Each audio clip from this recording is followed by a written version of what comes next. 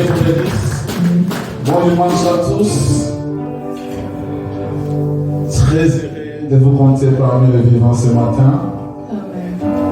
Que Dieu soit loué, que Dieu qui nous a gardés soit un Dieu fidèle. Nous allons nous tenir debout.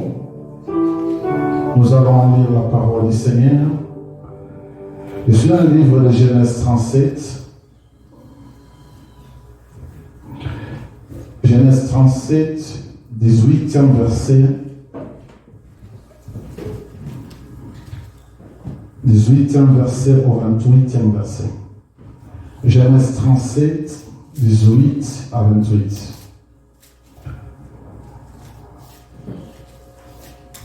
Nous lisons dans le nom de Jésus. La Bible dit ceci. Ils le virent de loin, et avant qu'il fût près d'eux, ils complotèrent de le faire mourir. Ils se dirent l'un à l'autre, voici le faiseur de songes qui arrive. Venez maintenant, tuons-les, et jetons-les dans une des citernes. Nous dirons qu'une bête féroce l'a dévoré,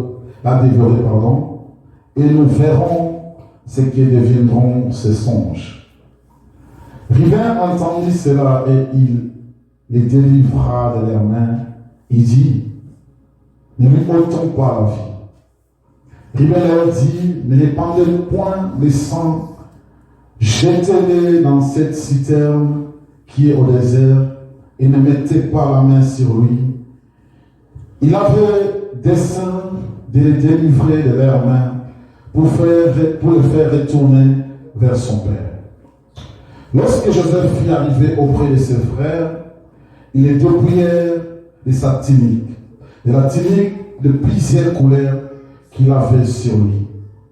Ils les prirent et les jetèrent dans la citerne. Cette citerne était vide, il n'y avait point d'eau. Ils s'assirent ensuite pour manger, et en levant les yeux, ils virent une caravane d'Ismaélites venant de Galade. Leurs chameaux étaient chargés d'aromates, de baume et de myrrhe, qu'ils transportaient en Égypte. Alors Juda dit à ses frères, que gagnerons-nous à tuer notre frère et à cacher son sang? Venez, vendons-le aux Ismaélites et ne mettons pas la main sur lui, car il est notre frère, notre chair. Et ses frères l'écoutèrent. Au passage des marchands madamites, ils tirèrent et firent remonter Joseph hors de la citerne. Ils le vendirent pour 20 cycles d'argent aux Ismaélites qui l'amenèrent en Égypte. Parole du Seigneur. Merci beaucoup, vous pouvez vous asseoir. Nous avons commencé cet thème que j'ai intitulé un problème, une opportunité pour relever les défis. Le dimanche passé, nous avons commencé à voir les opportunités que Dieu offre à tout chrétien qui nous permettent de relever les défis de sa vie. Bien aimés, Seigneur, laissez-moi vous dire ceci, dans le chemin qui nous amène pour relever notre défi, Dieu mettra toujours les bonnes opportunités sur notre voie. C'est ces opportunités qui vont nous permettre de relever les défis de notre vie. Le dimanche passé, nous avons vu ce qui sont des bonnes opportunités. Alléluia. Les bonnes opportunités, c'est ce que Bartimée a rencontré. Cela veut dire que Bartimée était juste assis sur le chemin. Il voyait Jésus venir. Et de là, il a saisi l'opportunité qui était Christ pour qu'il soit guéri de sa maladie. Mais ça, c'est une bonne opportunité. Imaginez quelqu'un qui est assis comme ça sur un chemin. Une personne se présente devant lui et lui donne 100 000 $. Ça veut dire que c'est une très très bonne opportunité. Alléluia. Mais cette opportunité, pour que Bartimée puisse la saisir, Bartimée va utiliser 3 principes. Je dis que le premier principe, il faut être sur le chemin des opportunités. C'est le chemin par lequel passent les opportunités. Parce que quand vous êtes sur le chemin par lequel passent les opportunités, vous avez le pouvoir non pas de les entendre, mais de les voir. Imaginez, vous voyez l'histoire de Bartimée. Bartimée était aveugle. Mais parce qu'il était sur le chemin par lequel passaient les opportunités, tout en étant aveugle, mais il pouvait entendre parler de Christ. Alléluia. Et quand il a entendu parler de Christ, comme Christ était son opportunité, il a arrêté Christ et Christ lui avait délivré.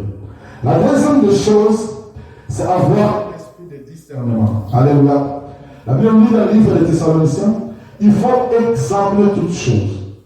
Parfois, les chrétiens, nous faisons passer des bonnes opportunités devant nous parce que nous ne savons pas les examiner. Bartimée était un aveugle. Comment il savait que celui qui passait, que Christ qui passait, c'est lui qui allait lui délivrer? Parce qu'il avait un esprit de discernement. Il avait compris que celui-ci n'est pas n'importe qui. Celui-ci qui passe n'est pas n'importe qui. C'est quelqu'un à qui je peux donner ou à qui je peux obtenir ma délivrance. C'est pour ça qu'il avait arrêté Christ. Et la troisième des choses, bien aimé, il ne faut jamais se décourager. Il ne faut jamais abandonner. Il ne faut jamais se... Si vous voulez saisir les opportunités de votre vie, bien aimé, les gens vont parler, les gens vont chercher à vous décourager. Comme nous avons vu dans l'histoire de Bartimée, les gens lui ont dit de ne pas crier, de ne pas appeler Christ. Mais Bartimée a persévéré jusqu'à ce que Christ ait entendu la voix d'un homme qui criait dans la foule et il s'est arrêté pour guérir Bartimée. Mais comme je dis,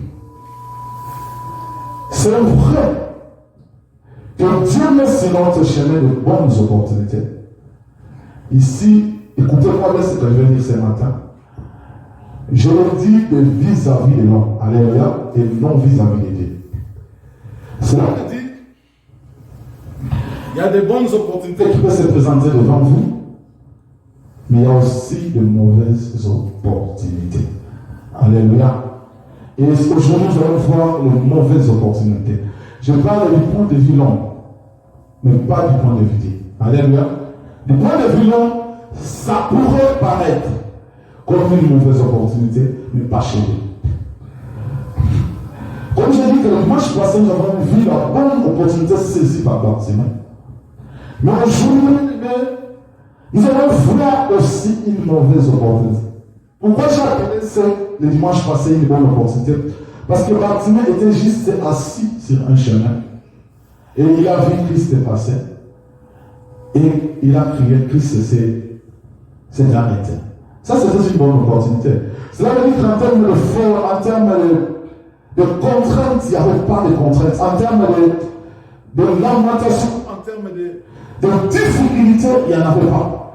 Parce que Christ passait tout justement là où Bartimée était assis.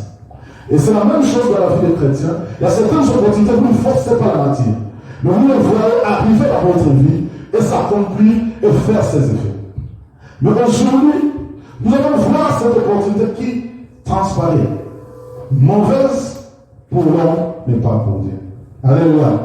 C'est quelqu'un avec moi. Dans l'histoire de Joseph que nous allons lire,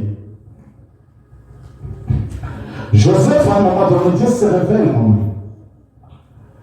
Dans les visions. Pour montrer à Joseph ce qu'il deviendra et ce qu'il sera. Alléluia. Mais Joseph partage cette vision avec ses frères. Ses frères vont la lire. Mais la vision que Joseph va prendre, Dieu montre à Joseph que vous serez celui qui deviendra chef, qui serait élevé, et que vos frères, vos sœurs viendront simuler devant nous. Vous allez régner sur eux, vous allez dominer sur eux. Ça, c'est la vision que Dieu donne à Joseph. Mais qu'est-ce qui va amener Joseph, ou qu'est-ce qui va amener Joseph d'atteindre cette dimension et que cette promesse s'accomplisse dans sa vie? C'est ça le grand problème. Comme je l'ai dit au début, Dieu veut de vous ce que vous êtes aujourd'hui. Dieu vous donne des promesses, il met des promesses à vous, comme il a fait. Mais le chemin pour arriver là où Dieu, où ce que Dieu a dit pour vous, Dieu ne viendra jamais vous prendre en main pour vous mettre là. Mais Dieu plutôt va placer sur votre chemin des opportunités qui vont vous permettre de relever ces défis et d'accomplir la promesse de Dieu dans votre vie. Mais pour Joseph bien-aimé, il y a la vision de Dieu. Mais comment cette vision va se matérialiser? C'est ça la grande question qu'on va essayer de répondre ce matin. Maintenant, quelles sont les opportunités que Dieu doit mettre sur le chemin de Joseph, qui vont permettre à Joseph de régner sur ses frères, de tourner sur eux? Alléluia. Mais la Bible nous dit quoi dans l'histoire que vous allez lire? Qu'à chaque fois que Joseph disait ce songe, ses frères l'avaient. Maintenant, quelqu'un peut se poser la question, mais Seigneur Dieu, comment j'ai des promesses pour Dieu à moi? J'ai tout ce que Dieu à moi, mais sans l'accomplissement, le chemin que j'emprunte, je me rends compte qu'il y a des difficultés, je me rends compte qu'il y a des problèmes, et je me rends compte même que les gens qui sont tout autour de moi sont en train de m'haïr jour et nuit. Parce que la haine des frères de Joseph ne vient pas parce que Joseph les a fait du mal. Ça vient seulement à cause de ce que Joseph leur disait. Alléluia. Il y a des gens qui vont vous haïr, non pas à cause du mal que vous avez fait, mais à cause de ce que vous leur dites. Il y a des gens, quand vous leur dites des choses, parfois votre intention, parfois votre pensée, vous ne calculez pas ce qu'elle calcule pour vous, la haine commence à monter à l'arrière. Parce que c'est ça là. Joseph n'avait jamais eu l'intention de dire à ses frères que je dominirai sur vous, ou je régnerai sur vous. Mais plutôt il partageait avec ses frères la vision que Dieu lui avait donnée. Mais comment cette vision que Dieu donne à Joseph suscite la haine dans la vie de ses frères? C'est ça le problème que Joseph rencontre durant sa vision. Dieu a donné la vision. Mais pourquoi cette vision suscite la haine vis-à-vis de mes frères? Pourquoi cette vision suscite de la haine, de la jalousie vis-à-vis de mes frères? Bien-aimé le Seigneur, Dieu sait que Joseph devait passer par ce chemin pour relever les défis de sa vie. Alléluia. Bien-aimé, pourquoi les gens t'haïssent? Pourquoi les gens te font du mal? C'est pas parce que tu les as fait du mal. C'est pas parce que tu as dit de mauvaises choses sur eux. Mais le cœur de l'homme est tordu. C'est que pense l'homme pour son frère, personne ne le connaît. Mais Joseph devait passer par ce chemin. Alléluia. Vous allez vous imaginer, vous allez vous dire quoi? Mais pourquoi Joseph, pour qu'il arrive en Égypte, parce qu'il y a l'émotion de Joseph, souvenez-vous ce que la Bible nous dit. Ne viendra pas là où Joseph habitait avec ses frères. Mais son élévation devait arriver en Égypte. Alléluia. Donc, pour arriver en Égypte, effectivement, Joseph doit être vendu. N'est-ce pas? Pour nous, pour tout chrétien, nous allons dire quoi? Que c'est une mauvaise opportunité pour nous. Joseph doit être vendu par ses frères. C'est l'histoire que l'on lit. Effectivement, Joseph, ses frères vont décider de les tuer. Je vais revenir pour donner des détails et quelques principes spirituels par rapport à ces versets bibliques.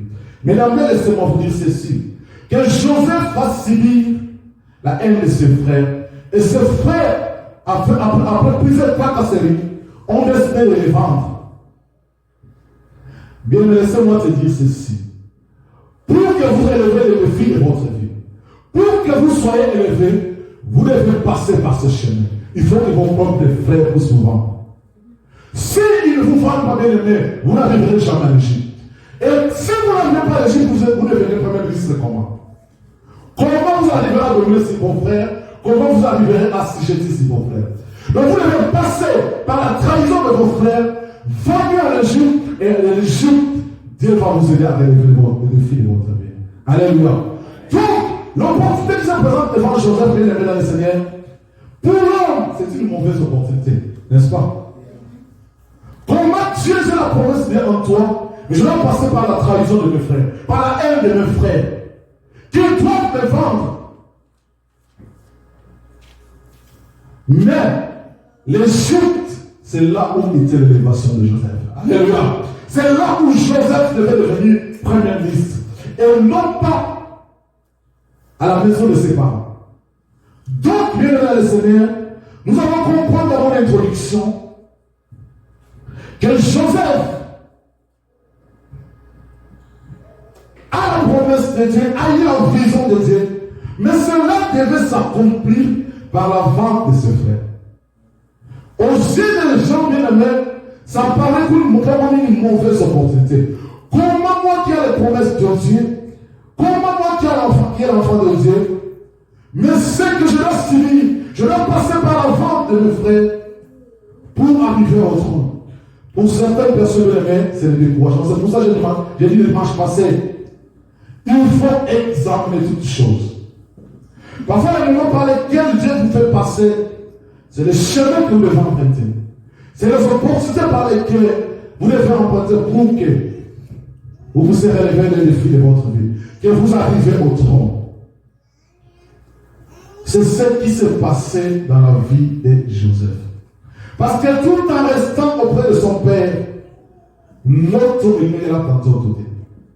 Pour que notre est dans notre, il fallait que Joseph puisse passer par ça. Il faut que l'on ne connaisse pas l'Inaïe, à l'Égypte, car c'est là où viendra son élévation. Alléluia. C'est là où nous autres, notre est là dans notre. Mais bien aimé, dans les yeux des hommes, ça transparaît comme une mauvaise opportunité. Comme c'est quelque chose par lequel je ne peux pas passer par là. Mais Dieu a permis ça pour Joseph. Alléluia. Alors bien aimé, laissez-moi te dire ceci. Parfois c'est que tu veux subir tes frères, tes sœurs. Bien aimé le Seigneur, ne peut pas te décourager sur le chemin ou la voie des voies de Dieu. Alléluia. Que les gens taillissent, que les gens attaquent à l'eau, cela ne peut pas te décourager, te mettre dans les conditions où tu commences à lire les gens. Parce que c'est peut-être par le chemin par lequel Dieu veut te lever. Alléluia. C'est peut-être par le chemin par lequel Dieu veut te lever. Tu vas avoir la tête dans l'Égypte, parce que l'Égypte, c'est là où tu es la première ministre. Alléluia. Tu vas avoir à lire, quand il a te pousse petit à petit vers la porte de ta destinée. Parfois, il faut laisser les gens tailler inutilement. Il faut laisser les gens, surtout toute malédiction sans cause, bien aimé. La Bible n'a point de fait, bien aimé. La haine que le frère de Joseph avait sur Joseph n'avait pas de fait parce que Joseph n'était pas dans les fourmis. Alléluia. Quand ils étaient en train de comploter contre Joseph, Joseph n'était même pas là. Et ils ont vu Joseph devant. Ils ont commencé à dire qu'aujourd'hui, le faiseur de songes, c'est son dernier jour. Mais quand ils étaient en train de comploter de parler, Joseph n'était même pas là. Bien aimé, vous devez peut-être passer par la haine de tes frères, de tes sœurs, ou la vente de tes frères, pour que tu relèves le défi de ta vie. Parce que si ces frères n'avaient pas vendu Joseph n'allait pas arriver en Égypte. En Égypte, il ne deviendra pas premier ministre. Alléluia. Mais qu'est-ce qui va se passer, bien aimé, pour assurer à tout chrétien que c'est vrai que c'est une mauvaise opportunité. C'est un mauvais chemin par lequel le Seigneur me fait passer. Mais qu'est-ce qui va me rassurer que ce chemin-là, vous pouvez parler. Que cette voie-là, vous pouvez parler. C'est ça la grande question. Parce que sinon vous êtes timide, vous allez voir arriver à un moment donné, vous allez vous décourager. Vous allez vous démotiver de dire comment le Seigneur permet que je passe par ce chemin pour m'élever. Vous êtes timide, vous pouvez douter. Mais qu'est-ce qui doit vous assurer que vraiment ce chemin, c'est Dieu qui a voulu que je vous emprunte cela, et c'est Dieu qui me fait passer par là. Quand on passe ce chemin, j'arriverai à ma destinée. Quels sont ces points? Bien aimé, lisez avec moi le verset 21. Nous allons entrer dans le vif du sujet. Ribin entendit cela et il le délivra de leurs mains. Il dit, ne lui ôtons pas la vie. Alléluia. Ça, c'est le premier point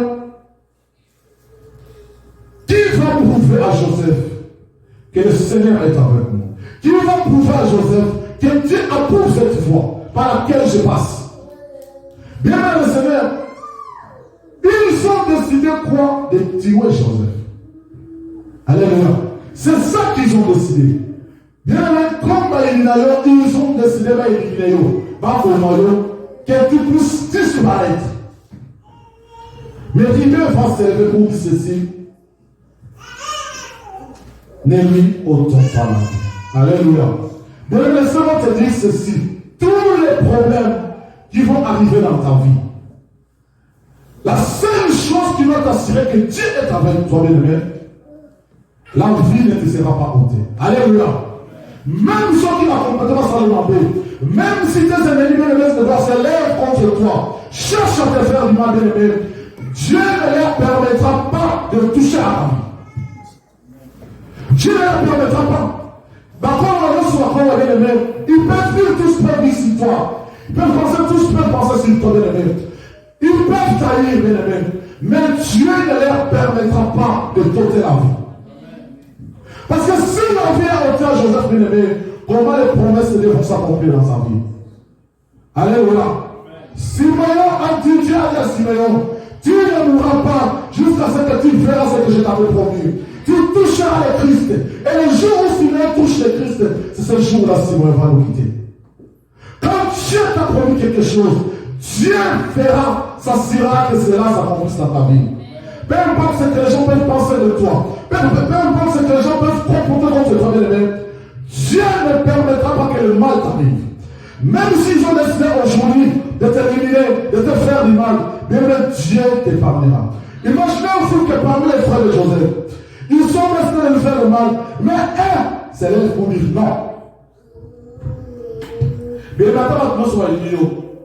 Nous ne pouvons pas vous en défendre. Alléluia.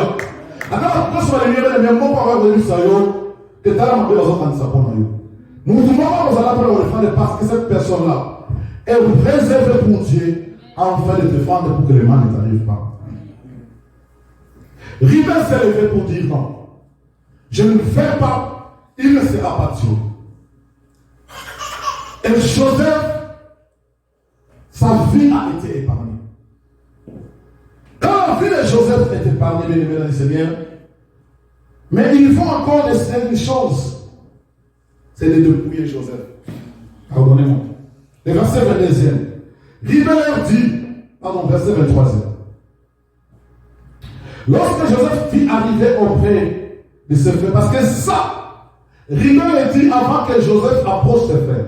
Comprenez-moi bien. Alléluia. Donc, avant que Joseph arrive là où se trouvaient ses frères, ils étaient déjà en train de comploter contre lui, de lui faire du mal. Et c'est là où Dieu va toucher le cœur de Ribin pour défendre Joseph auprès de ses frères. Mais quand Joseph maintenant arrive, écoutez, lorsque Joseph fit arriver auprès de ses frères, il est dépouillé de sa tunique, de la tunique de plusieurs couleurs qu'il avait en lui. Alléluia. Écoutez-moi bien ce que je veux dire ici. Bien aimé Seigneur, quand on dépouille quelqu'un, quand vous êtes dépouillé, ça veut dire qu'on vous prive de tout. Alléluia. On vous prive de tout.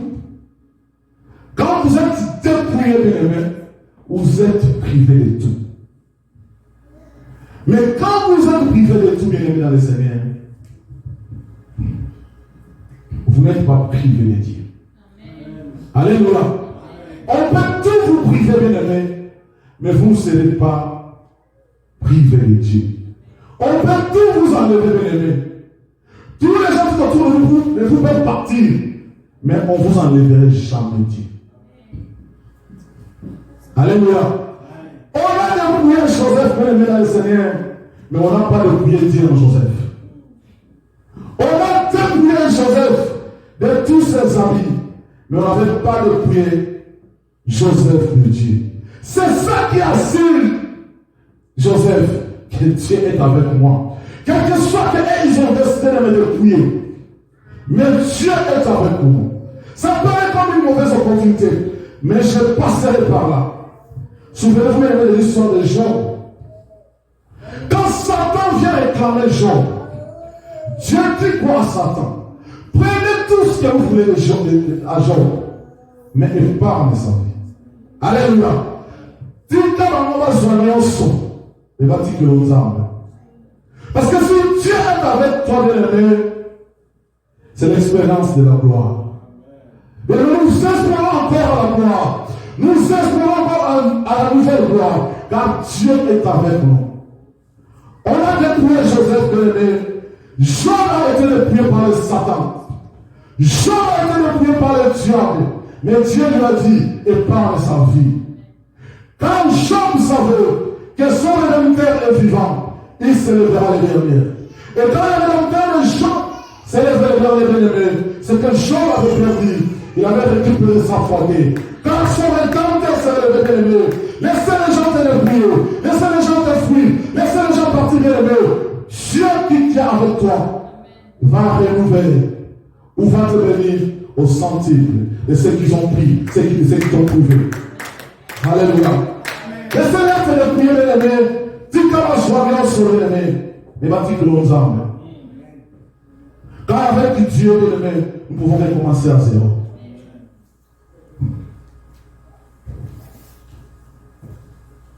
La troisième des choses, elle savait vous rassure Joseph que Dieu est avec nous.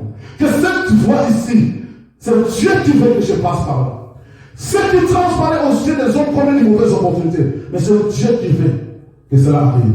C'est le chemin par lequel je serai élevé.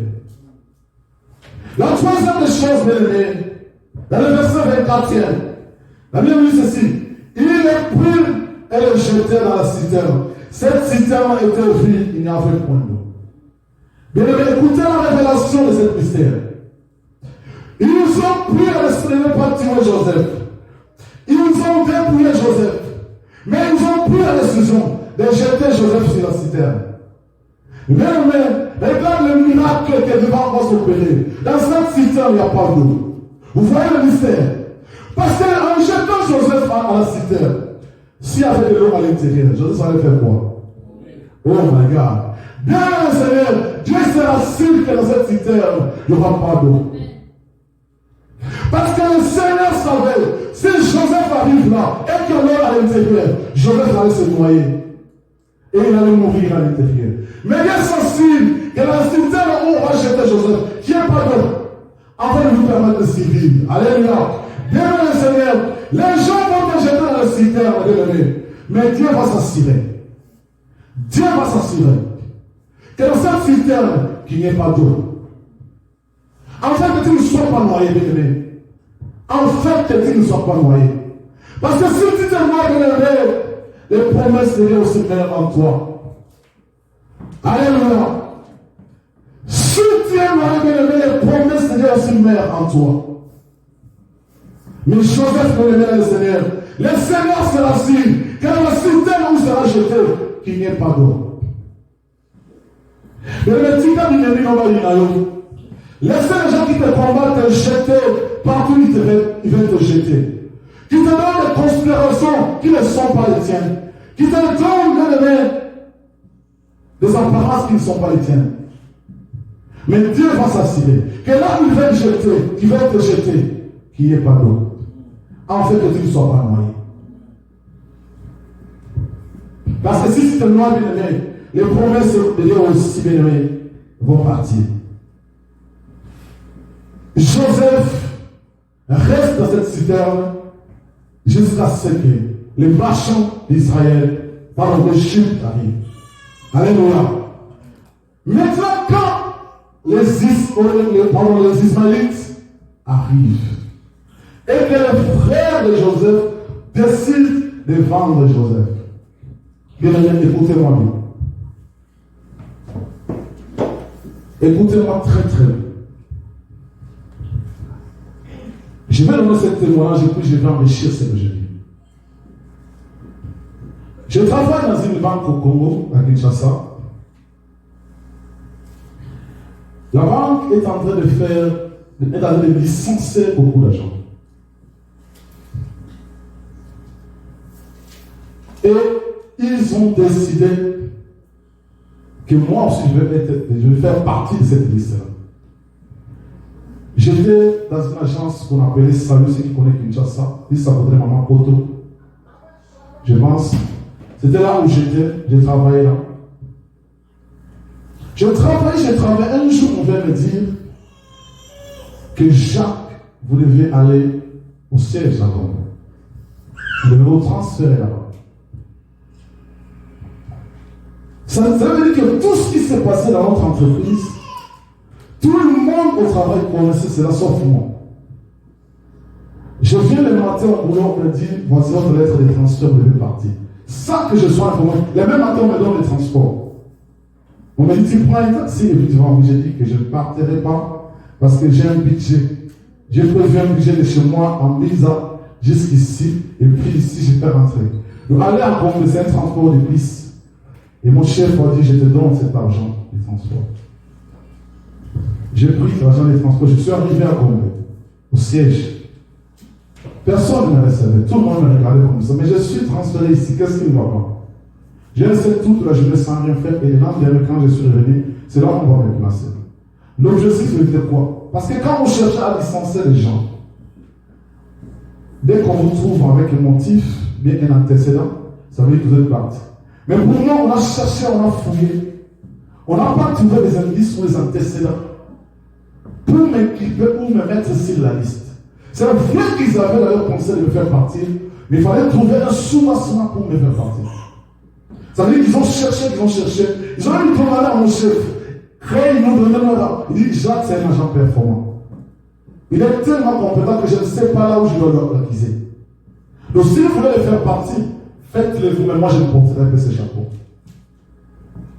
Et c'est pour ça qu'ils ont décidé de me prendre là, parce que mon chef ne pouvait pas dire de mal de moi, parce qu'il n'avait rien contre moi. Je suis transféré à Gombe.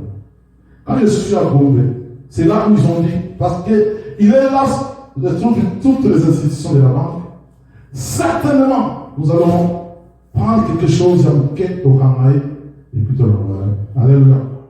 Mais ça, c'était la pensée. C'est pour ça que les pensées des frères de Joseph, c'était de faire disparaître Joseph. Parce que la grâce qui est en Joseph les dérangeait. Ils ne pouvaient pas supporter quelqu'un comme Joseph dominer sur eux, régner sur eux et diriger. Donc il fallait tirer cette grâce-là en décidant de les vendre. Ça, c'était ce qu'ils avaient décidé. Mais quand j'arrive au siège, alléluia, par rapport à tout ce qu'ils ont prévu, calculé contre moi. Mais quand je suis arrivé là, bien aimé, un jour même, je me souviens, j'ai appelé ma femme pour me dire, j'ai travaillé comme ça, on vient me prendre, me dit que le directeur général a besoin de toi, le directeur général adjoint. Et cette femme-là était togolaise. Quand vous arrivez chez lui, ça veut dire qu'il y a Moussa ici. Parce que les gens savaient qu'il était. Je suis arrivé chez lui, je suis passé d'abord aux toilettes, j'ai pris le temps de prier le Seigneur, et je suis arrivé à la chair.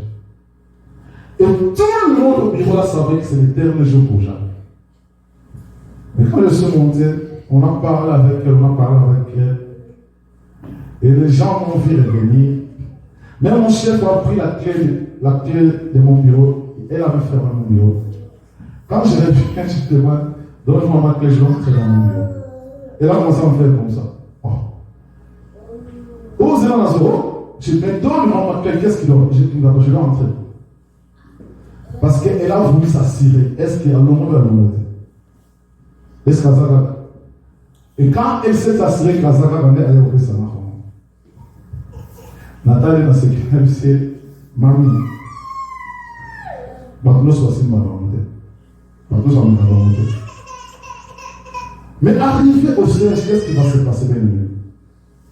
Dieu savait que je n'avais pas de moyens, j'avais pas d'argent, que je dois venir avec ma femme et ses enfants aux États-Unis. C'est ce qui m'attendait ensuite. Alléluia. Je viens d'une famille pauvre, je n'ai pas de moyens, je n'ai pas d'argent. Dieu permet que j'arrive au siège. Parce qu'au siège, c'est là où vient le ministre, c'est là où viennent les députés, c'est là où viennent les sénateurs, c'est là où viennent les grandes personnalités de mon pays. Ce qui va me permettre de commencer à les rencontrer. Il faut vraiment ma relation. Parce que les défis à l'élever, bien aimé, c'est de venir aux États-Unis. Or, moi, je n'ai pas de moyens. C'est une mauvaise opportunité pour moi parce qu'on m'enlève là où je travaillais, m'envoyer au siège pour me faire partir. Ça, c'était leur plan, c'était leur calcul. Mais pour Dieu, c'était le chemin par lequel je vais passer. Parce que quand j'arrivais au siège, j'ai rencontré les députés, j'ai rencontré le ministre de mon pays, j'ai rencontré les sénateurs de mon pays bien-aimé. J'ai donné un témoignage pour dire que je suis venu aux États-Unis sans emprunter l'argent de quelqu'un. Je devais venir avec une femme et des enfants. Tout l'argent, ce sont les gens avec qui j'ai côtoyé qui me donnent ça. Si j'étais à Sayo, bien aimé, ces opportunités-là ne pas arriver à moi. Alléluia. Je n'aime pas avoir ces opportunités-là. Dieu a permis.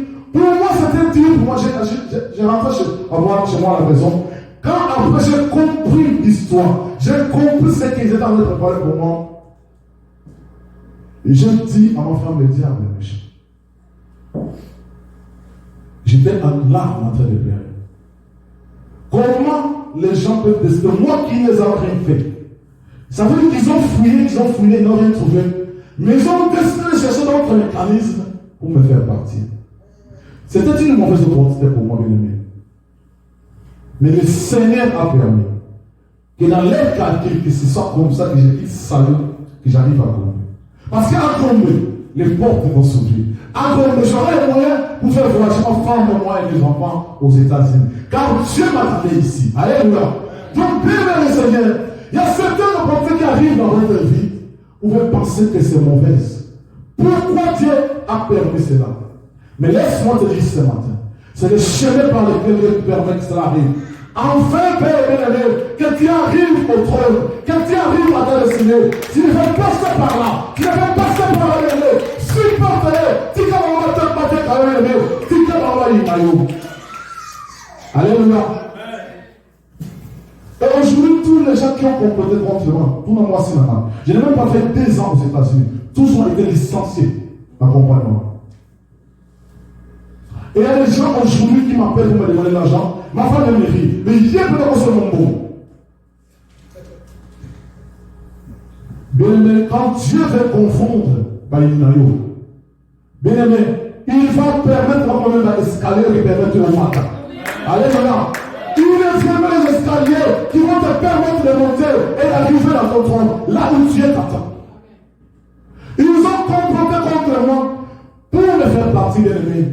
Mais de là, mais les choses je démissionne, vous savez, les démissionnes en mois de mars. Bah, bon, il démissionne.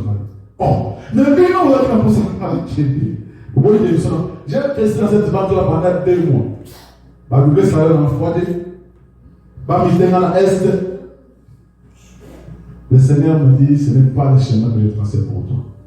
C'est la même chose avec Joseph. Parce que quand Joseph arrive en Égypte, il est chez Potiphar. La femme de Potiphar commence à envier Joseph bien-aimé. Mais Potiphar avait tout. Si pour Joseph, la destinée c'était la maison de Potiphar, il allait accepter de coucher avec la femme de Potiphar. Il aurait tous les avantages. Mais Joseph savait que je ne le vis pas là. Ma destinée, c'est de vous diriger vers une fou ici en Égypte. Alléluia. Donc, je ne dois pas me compromettre avec Dieu. Parce que si je me compromets avec Dieu, c'est toute une destinée qui est arrêtée. À cause des hommes. J'ai vécu 2 mois dans cette banque-là. La fois ça devait avoir correspondre. C'est ce jour-là que j'ai compris que j'étais parmi les meilleurs gens de cette banque. Donc, j'ai eu des entretiens dans tous les échelons de la banque. Jusqu'au sommet. Pour me faire comprendre que tu ne peux pas partir. Je vais arriver à je leur dit, mon temps, mon air a sonné. Je dois partir. On dit que ton salaire sera doublé fois 2. Mais imaginez-vous le mois de mars, on nous a payé. On nous a déjà payé. On va payer pour la deuxième fois. J'ai décidé et salaire pour que je continue à rester. Je leur ai dit que je vais partir. Je leur ai dit, donnez-moi alors un congé. Et puis ma femme et mes enfants sont venus ici aux États-Unis. J'ai démissionné ici aux États-Unis. Parce qu'au Congo, je ne pouvais plus démissionner. Je ne pouvais même plus travailler pendant 1 heure de temps. Chaque fois, des gens venaient. Jacques et Yakama. Mais qu'est-ce qui ne va pas? Mais je pensais qu'il n'était pas important.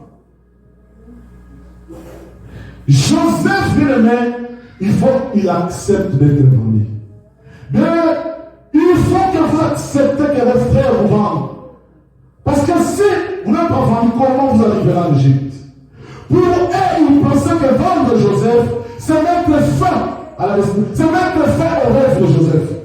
C'est mettre fin aux promesses de Dieu. C'est mettre fin à ce que Dieu a prévu pour Joseph. C'est ce qu'ils croyaient. Et bien, c'est le chemin par lesquels que Joseph est arrivé en Égypte. Et en Égypte, il est devenu premier ministre. Mais en devenant premier ministre, n'est-ce pas que ses frères et sœurs sont venus en Égypte pour s'acheter devant lui? N'est-ce pas qu'ils ont fait ça? Ça veut dire que la vision que Joseph avait vue, ce n'était pas une vision qui venait des hommes, mais c'était une vision qui venait de Dieu. Et quand ça a accompli en Égypte, ses frères sont venus s'agenouiller. Et Joseph régnait en Égypte en premier ministre. Alléluia. Bien aimé, ça transparaît que c'est une mauvaise opportunité. C'est un mauvais chemin par lequel le Seigneur vous fait passer. Mais laisse-moi te dire, c'est le chemin de ton élévation. Tu dois accepter de passer par là, car c'est là que Dieu va t'élever. Si tu ne passes pas par ce chemin, tu ne seras pas élevé. La magie des hommes, ça transparaît comme un mauvais chemin. Mais Dieu sait, car c'est lui qui est maître des temps et des circonstances. C'est lui qui change les temps et les circonstances. Il sait que par ce temps, vous devez passer par ces moments de tribulation. Car après cela, vous arrivez en Égypte. En Égypte, bien aimé, vous serez élevé. Vous serez premier ministre, bien aimé. Que les gens taillissent, bien aimé, les gens de ce monde disent que, bon, on va commencer à compter là. Mais dès que dans l'étoile brille, bien aimé, les gens vont te lapider. Dès que dans l'étoile brille, bien aimé, les gens vont tailler, bien aimé. Mais Dieu a la promesse de Dieu. Mais Dieu a la promesse de Dieu, bien aimé. Comment cette promesse-là ne s'est pas d'abord accomplie? Tu penses que ces gens-là ont le pouvoir de ôter ta vie? Ou tu penses que ces gens-là ont le pouvoir de mettre terme à tes rêves? Ils n'y arriveront jamais. Alléluia. Ils n'y arriveront jamais, bien aimé dans le Seigneur. Accepte de te vendre en Égypte. Accepte certaines trahisons.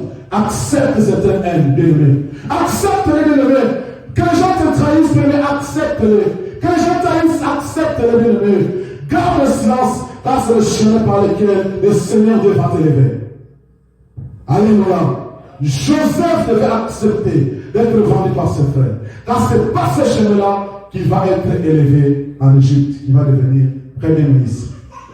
Et après avoir devenu premier ministre, bien aimé, nous avons vu la famille de Joseph, que Dieu frappe leur pays de la famille.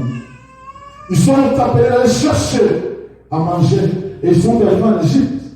En Égypte, là, ils ont vu Joseph en train de régner. Ils étaient dans l'obligation d'obéir ou de s'agenouiller parce que notre est nous autres. Ce que j'avais vu, c'est ce qui s'accomplit aujourd'hui. Alléluia. Ce que j'avais vu, il y a un comme ça, les bien-aimés, ils vont s'agenouiller. Quand ils vont contempler ton élévation. Quand ils vont contempler ce que Dieu fera de toi, bien-aimé. Je vais conclure en disant ceci. Bien-aimé, la vie de Joseph nous enseigne quelque chose. Les opportunités qui vont se présenter dans votre vie, bien-aimé, ça ne sera toujours pas les bonnes opportunités, selon vous. Vous penserez que vous allez rester là, Dieu allait après soudainement. Non.